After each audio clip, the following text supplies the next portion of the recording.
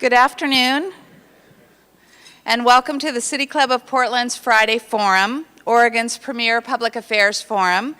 I'm Sharon Van Sickle Robbins, president of the City Club, and I would like to welcome you all, those of you here at the Governor Hotel today, and those of you listening on OPB or KBPS radio, or watching on Portland Community Media's CityNet 30. Thank you for joining City Club today on Friday, July 9th for this week's Friday Forum. Today we're going to learn more about Portland's independent music scene, but first some announcements. In consideration of those sitting close to you and those in our radio and television audiences, please take a moment now to silence your cell phones. If there are any members here who have joined the club recently or who are with us here at a Friday Forum for the first time, we'd love for you to stand so we can welcome you.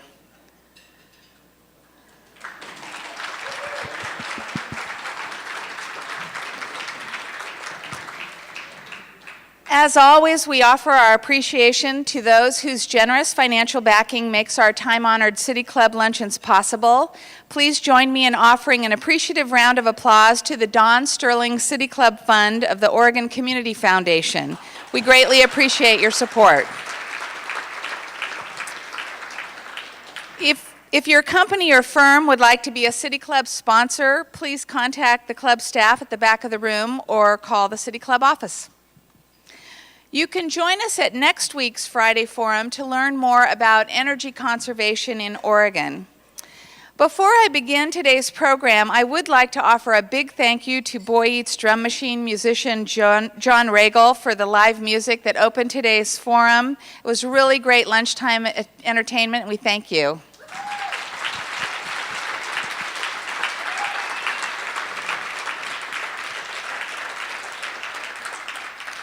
City Club would also like to offer its sincere thanks to Ryan Wines of Pet Marmoset PR, Digital Strategy, and Beat the World Records, without whose help this program would not have been possible. Ryan, thank you so much for all the time and energy you volunteered to help create this Friday Forum.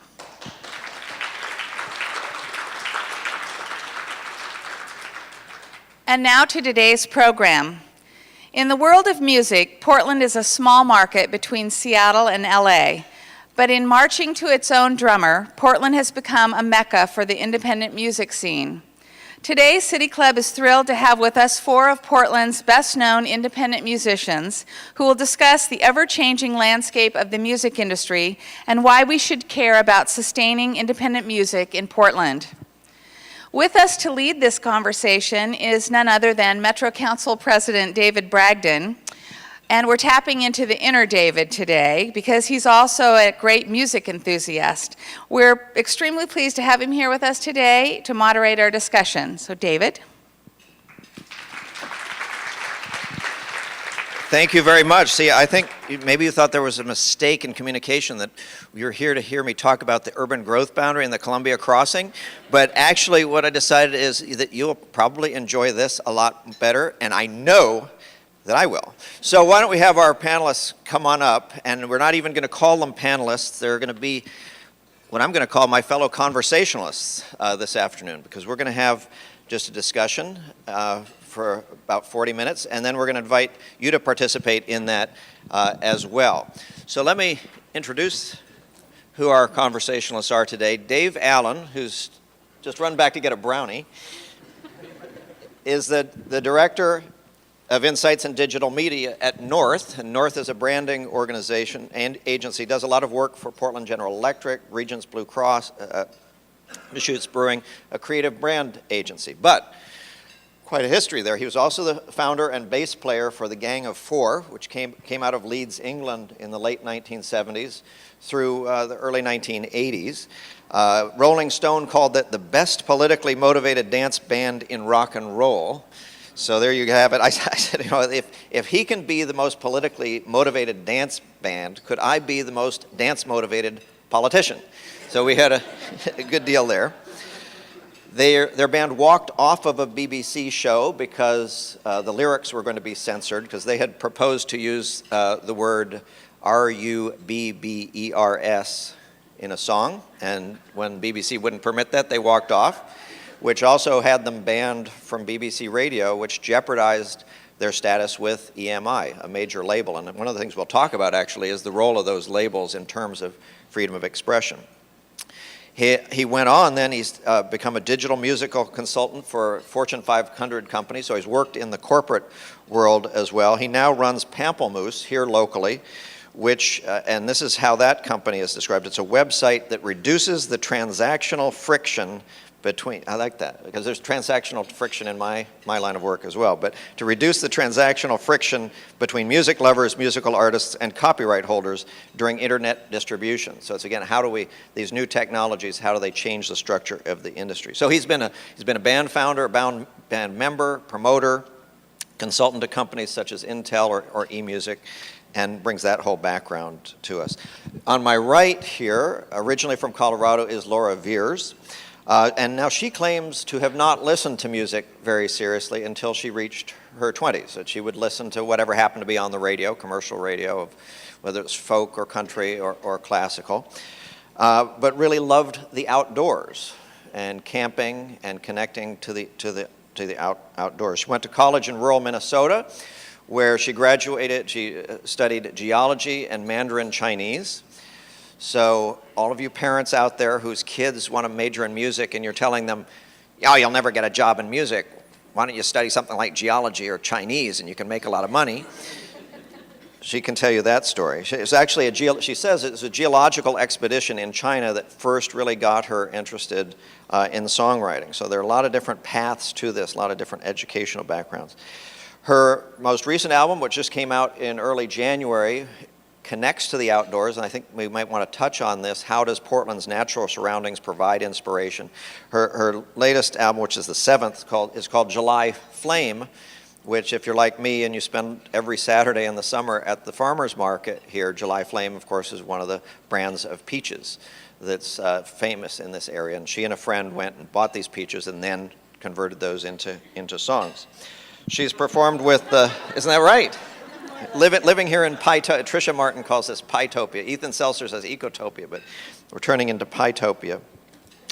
She's performed with the Decemberists and other local artists and is soon going to Europe and the UK. And in fact, mathematically speaking, you have a better chance of seeing her in Nashville, London, or New York than you do in Portland over the next 3 or 4 months. Yet she chooses to be here, and she's lived here for about 3 years. Jared Mees is also a Coloradan. He's here, though, by way of Los Angeles. Moved here in 2006. He and his wife are co-owner of a music store. It's more than a store. It's down at 10th and Stark, so when you're 2 blocks from there, so stop by, called Tender Loving Empire. And it's actually more of a conglomerate. And this, again, goes to sort of the multidisciplinary part of it. It's described as, here's the list for the conglomerate. Tender Loving Empire is a media and arts collective, record label. They sell comics. They used to publish comics, but he said that's not a very profitable line of work. Consignment store, art gallery, custom screen printer, concert producer, general purveyor of things artistic. And among the things that are artistic, one that's very Portland is a t-shirt that pictures the urban deity. The urban deity, it says, is able to successfully suck espresso while spinning vinyl and pedaling a bicycle furiously. So all this does fit together. It's not all about music. It's about all the different things that make Portland great. So then last but not least, I've saved Rachel Blumberg, who's the one native Oregonian sitting on this stage in front of you. So we might say, how does a nice Jewish girl from Parkrose end up with a crew like this? She grew up in Parkrose, product of Parkrose High School, where her father was a band teacher, her mother a cellist. Both of her parents at various points played in the Oregon Symphony. And if you go further back in her family history, her mother sang in a choir and performed Yiddish theater on the radio in Chicago. And her grandfather was a songwriter and cantor in Chicago. So there's a lot going back in her bloodlines, but native grown. Went to the University of Oregon, worked and took some classes at Reed College, settled here in Portland in the early 1990s. So in contrast to the other 3, she can tell us about the scene here in the 1990s and where a lot of that came from, the X-Ray Cafe, the Magic Marker House, and places like that. She too was with the Decemberists. She's a drummer. Not limited to that, she's toured with Norfolk and Western, M. Ward, Last night, she was at the old church, just not far from here, with the Portland Cello Project. And remember, her mother was a cellist. She's also involved with the Portland Ukulele Project, and she has another thing going called the Arch Cape Project. I said, well, what's this use of the word project? And I think this is kind of interesting. We may get into this. She said, well, we use the word project because I'm afraid to call it a band. It's more you get people together around a theme or an instrument, and things evolve that way. She's also been doing 5 million other things, she said, in terms of animation, getting into filmmaking, and painting. Just opened a studio, some paintings up at Mississippi Studios up on North Mississippi. So those are our guests. Actually, I think, why don't we start with you, Dave, just in terms of that span of the industry. It seems like the paradigm kind of in the industry has changed a lot during your time in it. That the old paradigm would be, certain genres and niches. A musician would try to fit in one of those niches, get noticed, get commercial airplay on a radio station that had that particular format, get signed to a, quote, major record label, and then you're on your way. Most of those, of course, would be based in New York, London, or Los Angeles. And then you'd tour in support of that. Mm-hmm. The paradigm now, much more about narrowcasting rather than broadcasting, more niches, internet content is everywhere. How has that changed the industry and the work that you all do? Oh, that's a very large topic. I got into this a long time ago, the late 70s, and you're right, one had to try and attract attention. And the idea was always to be signed to a record label. I think we probably all feel that way. You want to be recognized for the work you're doing. And I'm going to shortcut this a little bit and not get into that background of what we all try and do and how we get there. But what you need is a mixture of talent and luck. And then you need the means of sort of distribution and publicity that surrounds it. So that's where the record label came into play back then. Now, what I'm finding these days is a lot of musicians will be getting in touch with me through my website and saying how difficult it is to make money. The internet is killing everything. I no longer sell enough records to make ends meet. And I say, well, welcome to my world back in 1978. It was no different, right? Gang of Four, yes, we're in the top 100 all-time great Rolling Stone albums. I think we were making £30 a week, which is about $50. That's pretty hard to live off. And the rest of it was we hit the road, we're touring. You get some per diems, which is supposed to be for food and whatever, but you just pocketed that because it was like extra wages, and then you scrambled backstage to get the really bad promoter food. So nothing much has changed when it comes to trying to get out there, promote your band. You got to hit the road. It's a lonely time, even though you're all buddies. It can get very lonely out there.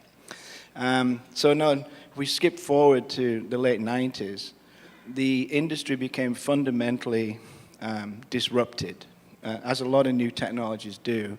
Once the internet arrived, and I call it the internet, by the way, because there's often a lot of misunderstanding of that the web is just an application that sits on the internet. And right now we're moving into the mobile space, and mobile is just an application that sits on the internet. So let's switch to the web because it's easy for people to understand. So along come websites, but the underlying internet issue that came up with Napster was a couple of kids, right? Not having to play by the rules of copyright law and record company licensing and paying people. Just discovered something I knew about when I was at Intel is P2P sharing is just you can use nodes on people's PCs to form a web, an intricate network of connected computers. They go, we put a little piece of music file here, and then over in L.A., a piece there, and a piece in San Francisco. When somebody wants that file, it quickly gathers it and forms it into one MP3, and bingo, you've got it. It's a very disruptive thing. It took down my company, emusic.com, overnight. $84 million public company disappeared to be sold for pennies on the dollar because the barrier to entry is zero. But what it did bring at the same time for musicians and labels, indie labels, was because of that low barrier to entry, you could become your own distributor. You didn't have to pay middlemen. You didn't have to be shortchanged, as I have been for a long time in my career, because I can't afford to get accountants into the building at EMI to find my lost royalties, right? You own everything. So that's really the short answer to what has changed dramatically. So now how musicians like us, how we want to access or get access to this technology ourselves, well, it's pretty simple. It's just there, sitting in front of you at your fingertips. Where the problem lies often is musicians tend not to be business people. So what we're looking for here, Rachel nods sagely, what we're looking here for, in a sense, is I think there's an opportunity for a lot of people to find a way to help these musicians, what I call the fifth Beatle, to help them understand, I can do all this for you from a laptop, from a mobile device. While you're out there on the road, I can be doing all this work for you in the background, using social media and other tools. I mean, we'll get into that. I won't drag this out, but you're absolutely right. Even here in Portland, amongst the scene, there's been some fantastic disruption because of technology, but I argue it's not to be, don't be scared of it. In fact, embrace it, because it frees you from the handcuffs of having to sign away all your rights to big third-party corporations. Laura, you've been on a label, None Such, now you're on a different label, and you've collaborated with a lot of different people. The disruption and technological change that Dave has described, what have you seen here, and also what does that mean for a place the size of Portland? Well, I started my own record label with a friend named Chad Crouch, who runs Hush Records also. And it was a move from None Such, which was Warner Brothers company, so a major label, to my own label, and we've been much more successful running our own label, largely because of the things you're talking about, doing it ourselves and cutting out the middlemen. And my partner is my producer, and we made the record at our house over in Alberta, and it's done well. And we have good distribution in Europe with a label called Bella Union, and we tour over there as well. And so Portland's a great place to live for someone like me, because I can go out and tour and make my money out there and then come back here and have a nice, sweet little home. And, it's a great place to live for musicians because it's not terribly expensive yet. And lots of musicians are moving here for that reason. So it's the quality of life is part of it. It's great quality of life. What about the collaborative? Yeah. You've also collaborated a lot, Rachel, Yeah. with others here. Yeah, I feel like Portland's become a really amazing place for collaboration and support. We were just talking about that earlier over lunch.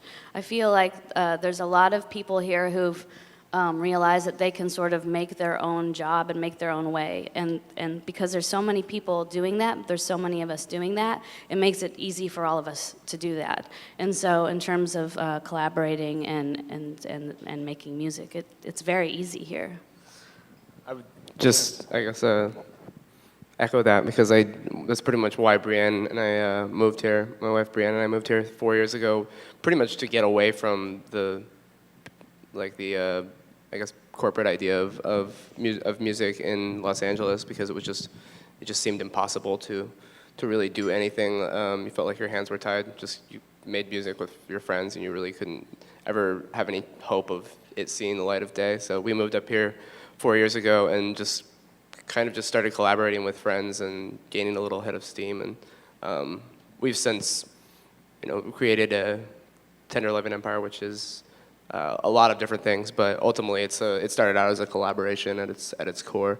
And it's kind of what Dave was saying, I guess. There used to be, I feel like, these huge, a few people controlled all these pots of money or music or whatever, what have you. But since the internet came along, it kind of dissolved those pots, and they've just it's been spread out amongst everyone. So now it's just a matter of being able to get yourself organized enough and being able to get yourself just in a position like Laura has. Just you record your own record, you get your own distribution together, you get somebody who knows what they're doing, and to get all those people together, and you can do better than a label can do for you. And we run a record label, but ultimately it's really just management and helping people out.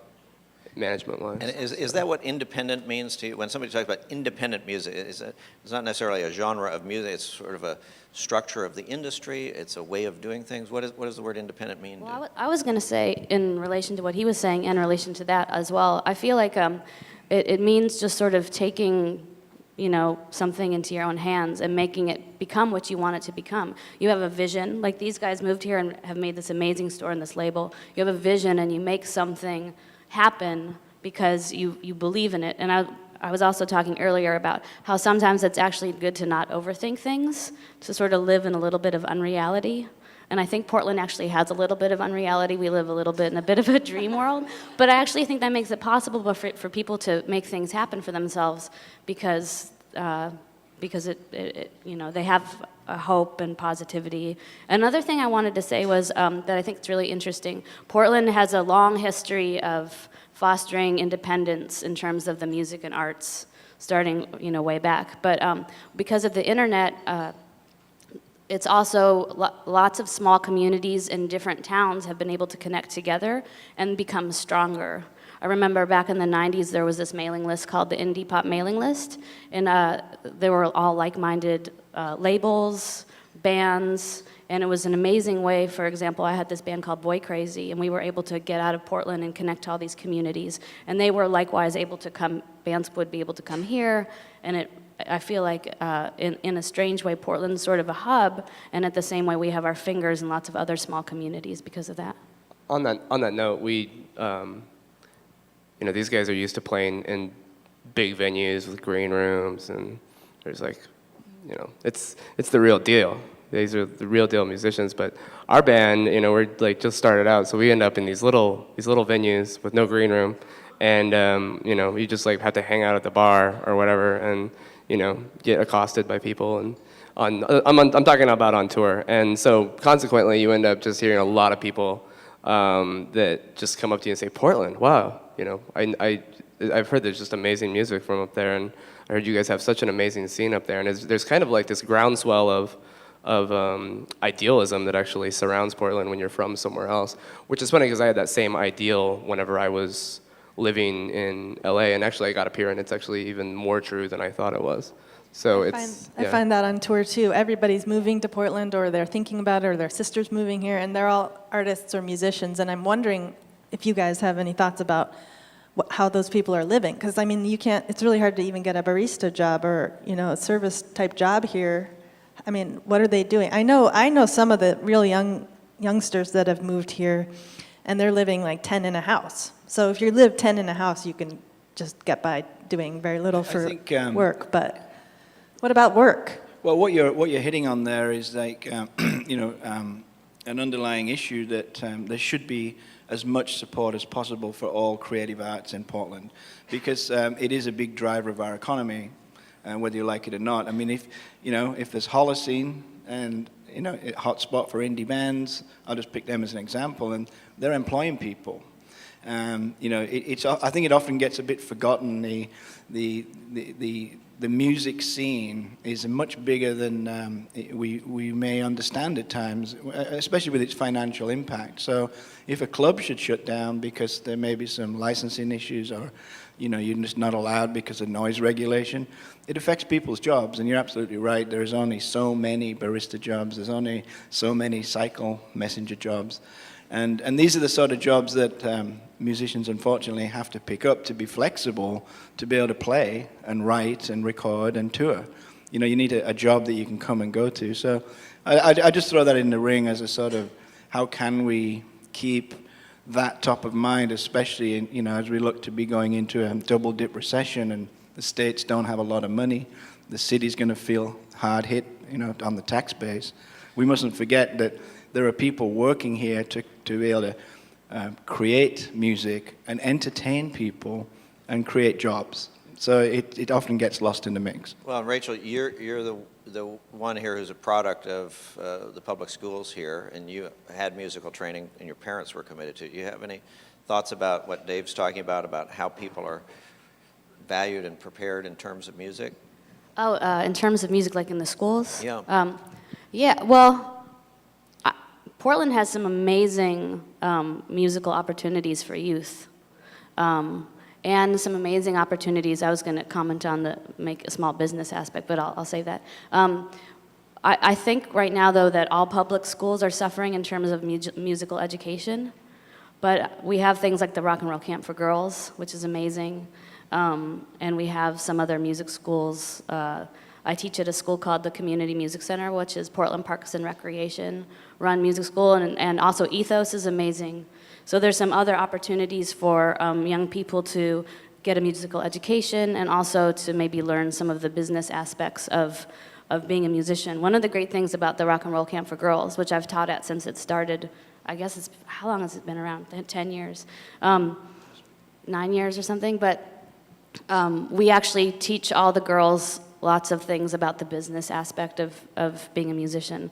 Not necessarily how to be a barista or be a bike messenger, but just in terms of like promoting yourself, how to arrange tours, Well, business. how is that business structured now, and how do you teach people to promote themselves? How does the auditorium owner in Manchester, England, who's having Laura, how do they hear about you in the first place and make that happen? Talk more a little about the business, how you monetize your skills. How to monetize our art, you mean? Yeah, right. Oh, that's right. a very good question. Yeah. That's a very good question. One of the things, actually, that I should mention that I think is amazing about Portland is that it's not always monetized. And that's part of the reason that the community here is so strong. You know, you get asked to play on a record, and sometimes, of course, you demand a payment, and sometimes it's your friends and you don't. Or you play a show for very little money because, you know, the monetary aspect, I think, of music in Portland especially is very undefined and loose. On the small level, you know, on the independent level. And I want to also comment on that. I think that's actually what the groundswell that I was talking about. It's kind of what I think has been it's been fostered by this. There's not really a need to make money off of your music right away because the cost of living is a lot lower here. Like you said, where people are living pretty frugally, and so people are making more music, and there's an intimacy that's happening that you really can't recreate. It's just like it's people playing music with other people and people interacting with other people, and they don't necessarily need to make money off it right away. And I think that's really what is calling that intimacy is what people are looking at Portland for, and looking to Portland to see like what's so special about it, you know, because people obviously aren't getting rich, and they're kind of living, day to day. That relates to what Laura was saying, you know, about people living in tents in their friend's house or whatever. But people are making music and making art because they love to, not because they want to make money off of it. The money comes later. At the same time, there needs to be some sustainable finance. I mean, we can't build a competitive city on the basis of, well, we're just a cheap place to live and everybody's going to live 10 to a house. And I think it's a good issue, and not that everybody has to get rich off of everything. But Dave, you've run some very successful small businesses. You have clients that are very successful Fortune 500 companies. So you've obviously figured out some niches. You're not. You're probably not living 10 to a house. You're making a go of it. I can't wait to empty my house out. No, I've done very well, and I'm very pleased to have done very well because it allows me to give that back. And I've always been very supportive of independent musicians, you know, lots of free advice. The whole Pamplemousse website was set up to be a place for debate and just, you know, my sort of thought pieces about how musicians need to understand that to make money, especially these days, one has to be, unfortunately, an entrepreneur. And I in a long piece I did recently before I spoke down at South by Southwest was just talking about the sort of end of the idea of the organizing principle of a record, which I'll get into later.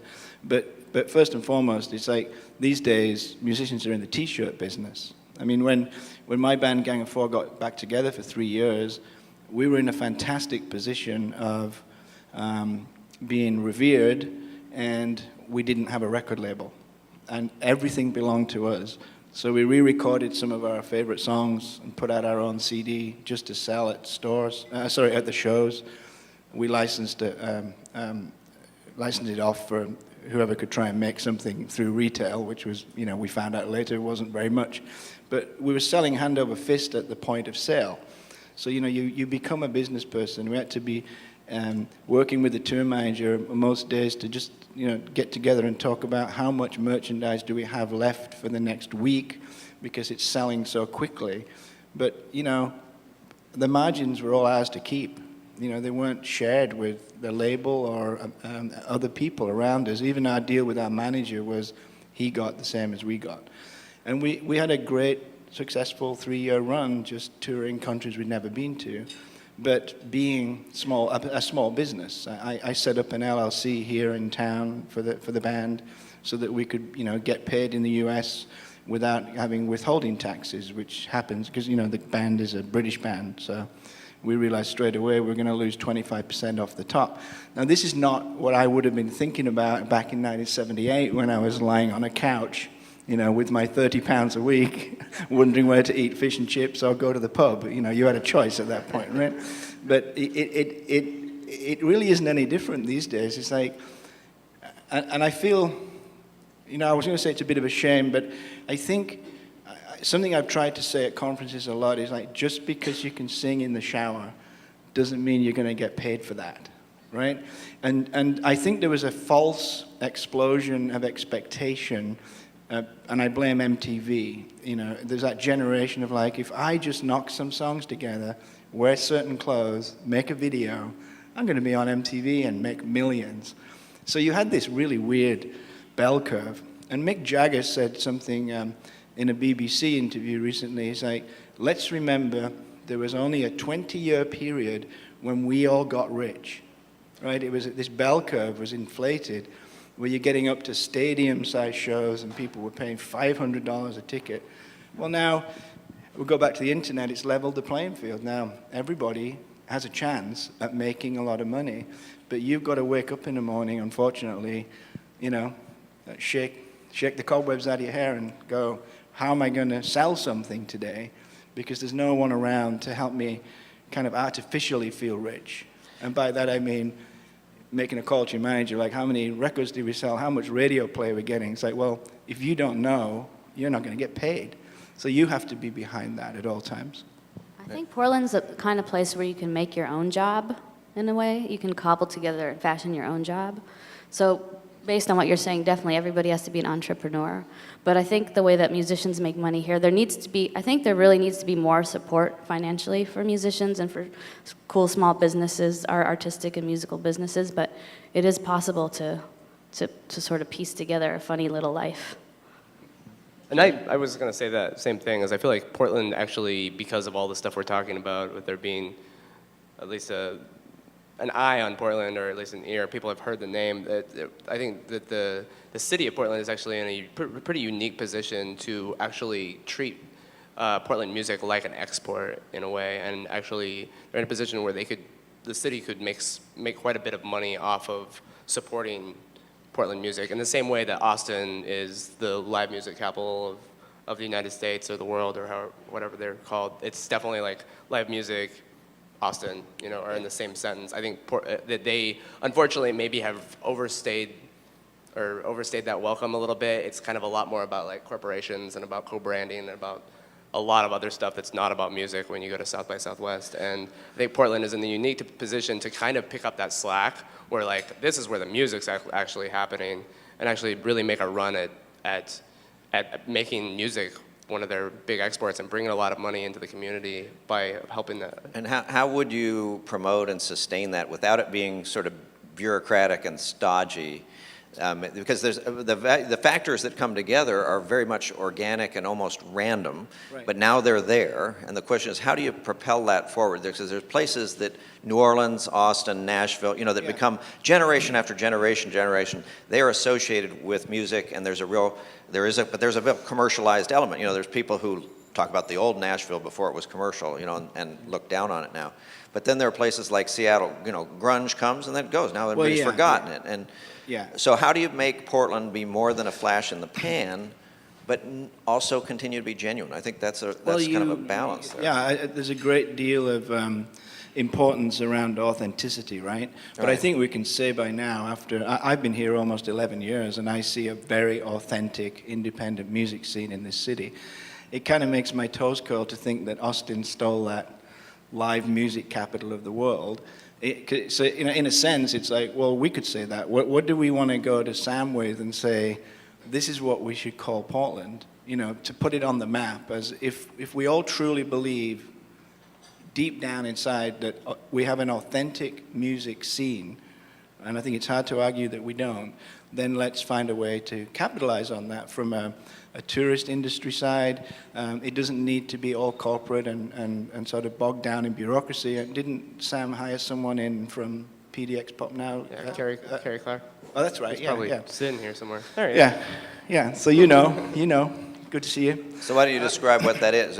Again, if it becomes the sort of thing, well, Portland, live music capital of the world, as brought to you by U.S. Bank and PGE and stuff, then people say, well, that's not real anymore. I'm moving to whatever the next new, good, cool place is, because this has gone corporate, right? I don't think it needs to get viscerally corporate. I mean, look, we got the Sleet Mattress Amphitheater out there, right? Uh-huh.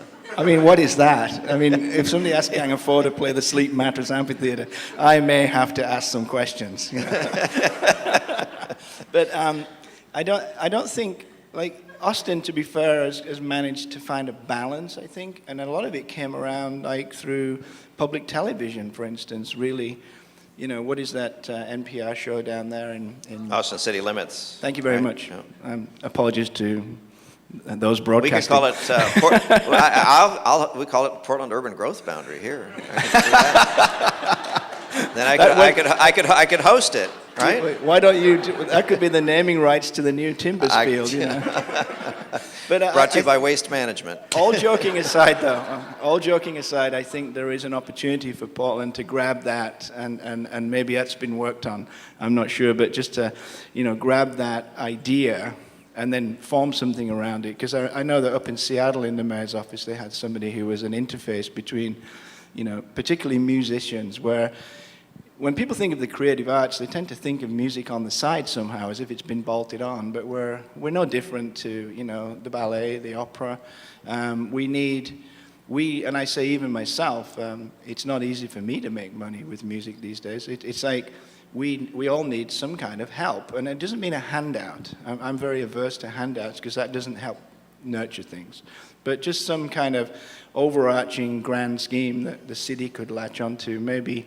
And I know that because of the community, the music community, there would be a lot of support for that. I'm not suggesting I know what it is, but it's always worth keeping top of mind. Let's talk a little more about the crossover with sort of what we would think of, the traditional older line arts groups here in the city, and how much crossover there is or isn't. When people think of the Portland Art Museum, it's been around for hundreds of years. Then you have Portland Institute of Contemporary Arts, much newer, and often there's different demographics, different bases of support, but many of you have crossed over between visual, performing arts. Talk a little bit about that. Are those bridgeable gaps in the community here? Well, we kind of started out with this idea that we were going to publish, literature and put out comics, and it was this grand scheme of like everything can be one, and if you like this, you'll like this, and I mean when it comes right down to it, at least the type of music I feel like that we play, like it's sometimes maybe just doesn't like people who like to go to see a ballet maybe don't actually like to go see a rock band. Maybe they do, but it's like you can't really like talk to them in the same manner. So it's the same but different. I don't know. That's something my dad always said. There's some bridgeable gaps. Like the Portland Cello Project, I think, does a pretty good job of like sort of bringing in, like mixing like the classical music world and other things. But I think we need to have more legitimacy for the underground rock and punk and folk musicians too, and all the other genres, because it's just so important that we have a wide breadth of music that we experience as people. And I think if we could follow the Canadians or the Europeans in some sense and have some more governmental support, like from the city, for small grants for, I want to print up 1,000 CDs. Can I have $1,000 for that? I want to go on tour and I really cannot afford to rent a van. Can we have a city van that young bands could rent to go out on tour, and it would be subsidized? Some kind of subsidies would be so helpful, because a lot of these youngsters are really out there just scraping the bottom. I mean, they're staying at people's houses and sleeping on the floor. Okay, maybe you just have to do that because that's what rock musicians or, underground musicians do, and it's like a rite of passage. But I really think that we can have a higher quality of life for musicians, and we should, and they deserve that. And also healthcare. That's another thing that I'm concerned about, because so many of them have no way to have any healthcare, and so we're putting on benefit concerts for each other all the time to pay for someone's broken arm, or worse, a big car accident that happens out on the road because you have to travel for your work. So these are the kinds of more institutional things that I would love to see happen, and I've been thinking about for a long time, but haven't really known who to go to in the city or the state for those kinds of more structural changes that I really think could benefit in a very substantial way. Yeah, that's a good point, because there are some grants for visual artists, but I don't think the city has any grants for independent musicians. And on tour all the time, like in Europe, I have friends like in Montreal in Canada who put out their records with the help of a government grant. And they don't, when I say that's unbelievable, you get money for touring and putting out records, it's crazy. No, I don't think that's not a dilemma, no. I mean, as you said, so we got banned by the BBC, so it didn't matter, but at the same time, the state, which owns the BBC, was when you're out of college in England, you actually get paid unemployment money, so we could get out there and go on tour, It's just these systems are in place that what we have to do as entrepreneurs, we have to scramble to find the money. And if the city, I wouldn't have any problem with the city having my music on hold. My publishers might. That's the problem, right? We have to own all this stuff. If we don't own our copyrights, then the city has to pay somebody to have that music on hold. But you draw the line at the dentist's office. The dentist's office? Yeah, the music in the background. Oh, that. I can't afford to go to the dentist. We need to let the members ask you some questions, because I think it's provoked a lot of thoughts for them. So I'm going to hand this back to Sharon.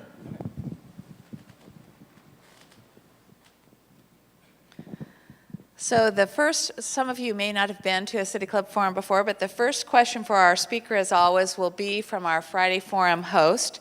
And our host today is Friday Forum committee member Brianne Arnold. Brianne received an AmeriCorps scholarship to become a City Club member in 2008. She immediately began serving on the New Leaders Council and later joined the Friday Forum committee. She has volunteered a great deal of time and energy in multiple capacities to City Club, and so won a City Club President's Award this past June. When she's not immersed in City Club, she works in the office of the Portland nonprofit Neighborhood House. Brianne? Hi, guys. Thank you for that wonderful discussion. I'm curious, past just being an independent musician and being able to support yourself in that way, I'm curious about those of you who started your own labels and how you sustain that. Is it album sales, MP3 sales, merchandise sales? I'm just curious what keeps those labels going. Thank you. For me, it's half digital and half CDs now, and then a little bit of vinyl. And that's how we make our money, and also touring helps support the release. If you tour, people buy your record. People write about your music, and then they come to the show, and that's the way you sell records still, for the most part, unless you become a YouTube sensation, which I'm not, so not yet at least. So yes, half digital and half print for me at this point. Do you have something to say about that? Yeah, ours is mostly T-shirts and doing other things and pretending that we sell music until we're actually selling the music, because the music is it's less we have a little less of a name to begin with. We started out with a little less of a name, and it was just more like an idea. So we were selling T-shirts and all sorts of different things to actually support the label. And but now, yeah, it has kind of evened out to where it's when we're actually selling the music, it is about 50-50 between digital and physical CD sales. Yeah, it's definitely difficult. Labels have to do a lot of different things now to actually be sustained. Yeah, I sell a little songbook that I made, where the fan can look at the music and the lyrics and the chords, and there's drawings from the artist Carson Ellis, who did the art for my new album, did drawings in that, and so having that at the merchandise table helps. T-shirts help. Any other little extra thing that makes the person feel that the thing that you have is worth something really helps make ends meet on the road. Were you going to jump in? Well, I don't own a label. Me neither, but I was going to say, if I did, I would... No, if honestly, I just had a thought that popped in my head that I'm going to do something based around my website, Pamplemousse, right now. I mean, as much as I do for free and volunteer, there's some heavy costs. The site, unfortunately or fortunately, receives 300,000 unique visitors a month, most of whom really enjoy the free and legal MP3s that I host. So, as you can imagine, that hosting is very, very expensive. So I was going to move towards, and if there are any independent musicians in the room, is Kickstarter. Maybe you've all heard of it. So Kickstarter.com is a pledge site, and it's really nice. It's a really clean site, and I really like coming across, it may be somebody who's an independent musician who's like, I need $500 because I've got a tour in Europe, and I can't afford the ticket. And you can incrementally pledge $5, $10 just to get this person over there. And it's a great system, and nobody gets charged if she doesn't meet the $500 cap. So I was going to look at that for Pamplemousse because I've got a ton of digital unreleased music that I could, give away in return for support to get a little bit of money in the bank to keep paying the servers company so that I can keep doing what I do at Pamplemousse, because I can't just keep paying out of pocket month after month after month. We're going to now take questions from the floor. Asking questions at Friday Forums is a privilege of City Club membership. Before asking your question, please identify yourself as a City Club member and ask your questions in 30 seconds or less. If I flash this question mark card at you, it means please wrap up with your question. Thank you. That as well, if there's one of the four in particular. My name is Benna Gottfried, City Club member and board member for PDX Pop Now. Rachel, I was wondering if you could talk about growing up in the area as a fan and as a musician, and about the changes in access to music for performing and for going to see live music as someone that's under 21. That's a good, yeah. Actually, I feel like there were a lot of options for seeing, when I was there were a lot of options like in the early 90s, I felt like for all ages shows for kids under 21. When I was in high school, there weren't any all ages, there were a few all ages shows. I used to sneak into Satyricon through the back door. But, and I would make my own all-ages shows. But there was the X-Ray Cafe, which later became the UFO Cafe, was a huge hub, an amazing place for young people to see bands. And it was a very popular place, and a lot of bigger bands came through there. And it was also a really sort of just a community center. They had all kinds of activities for young people. So that was amazing. And then I guess we had the Meow Meow for a while, which was also really amazing. It was very strong for a while. They had a lot of shows there. I feel like there are all ages options now, but I feel like when I was growing up also, one of the biggest options for seeing music was house shows and basements, and that still is very strong and exists. Because the OLCC rules are so strong, and because a lot of young people aren't allowed into a lot of the music venues, they've sort of developed their own system of clubs, basically, in people's houses. And it was like that when I was growing up, too, in the 80s and the 90s. Hope that answers your question. Dave Graff, City Club member. I own PDX Audio. I've been an active performing musician here in the Portland area since the early 1970s. Years ago, most of the venues that we played were 4- and 5-night-a-week venues, and literally we could raise our families on the money that we made playing. Now, granted, there were a lot fewer people here then. At the same time, in those days, there was lots of educated music, and most of the schools had active music programs. Now, I hear discussion about government financial support for people who want to go out and tour to promote their music as adults. I'm curious, I haven't heard a lot other than about your rock and roll camp, about funding for music, for returning music into the schools, which research shows has a big effect on other scholastic pursuits. Do you have any of you to say about that? Yeah, so when I moved to Portland 11 years ago, having lived in L.A. for 12 years, I had managed to produce, or rather my wife did, 3 children. And when I moved up here, a big part of coming here was the school system, because I could see where we were going in L.A. It wasn't looking so great once we were going to get out of elementary and into middle. But what I did have down there, because I was fortunate enough to live in the Hollywood Hills, I actually lived in Joni Mitchell's house. And Joni was my landlord, and it was awesome. So big ups to Joni. And what it meant was I was in an awesome school.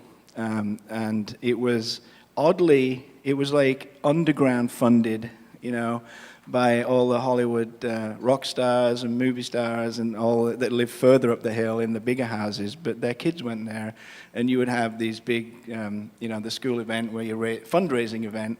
Well, we just made millions, right? So the school was awesome. So there was theater, there was music, and I don't need to go on. But when I moved up here into the Wilson School District, there were, in the elementary and middle schools, there was a lot going on at the time, 11 years ago.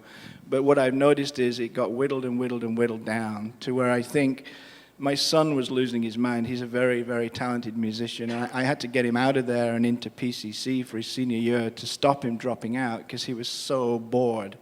So I think there's 2 problems. Is like on a very large scale, I think in the West generally, not just in America, I mean, globally the West, we're raising children to knock the child out of them and stop them being creative. That's just an educational problem. And I recommend looking up on TED online, the TED Talks. There's a great speech up there by I forget his name now, but if you go there, you'll look up education. He has a great speech about how we're just crushing our children creatively. And if we're not offering them the benefits of an arts education in a school system, I don't know where they're going to get it. And that is a major problem. So I hear exactly what you're saying. I don't know the answer to it. But at the same time, I don't think we can say, well, let's not support touring musicians either, because that's just adding to the problem. But how we're going to fund arts in schools, I've got no idea. I mean, I pay through the nose for anything I can get for my kids, so it's like an extra tax. And I don't know, the public never seems to speak out about it. So let's just hope that we get some leadership in that area. That's all I can say. I just don't know. Hi, good afternoon. Sarah King, City Club member. I have a question for Jared. I'd like to ask Jared to elaborate on a comment that you made earlier.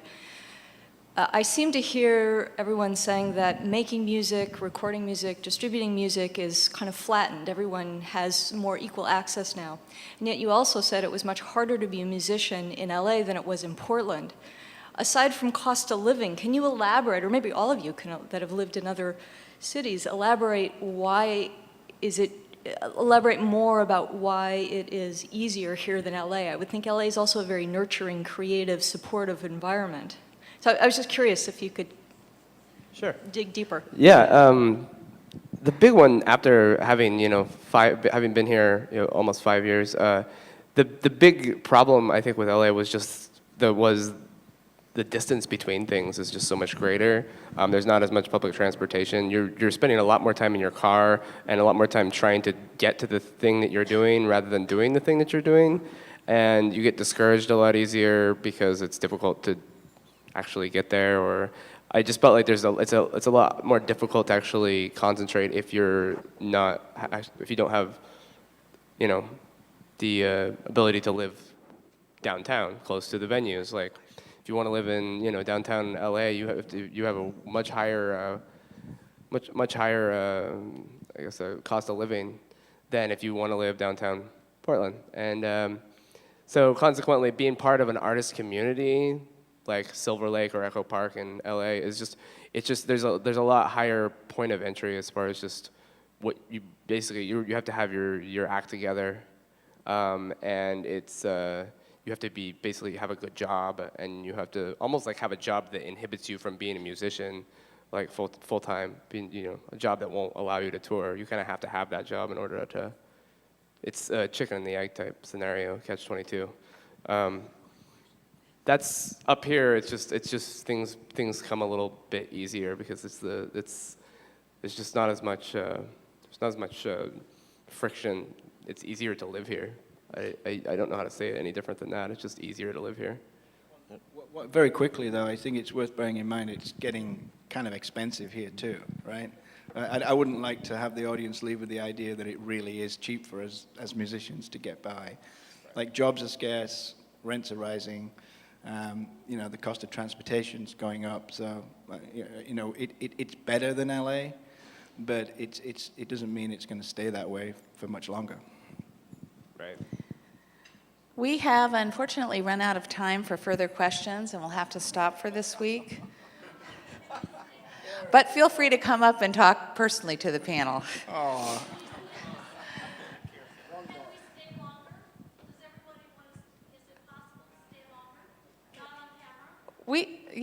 That's totally possible. So please join us next week to learn about energy conservation in Oregon. And as we close, please join me in expressing our appreciation to today's guests, Dave Allen, Rachel Blumberg, Jared Mees, Laura Veirs, and moderator David Bragdon. Thank you. We're adjourned.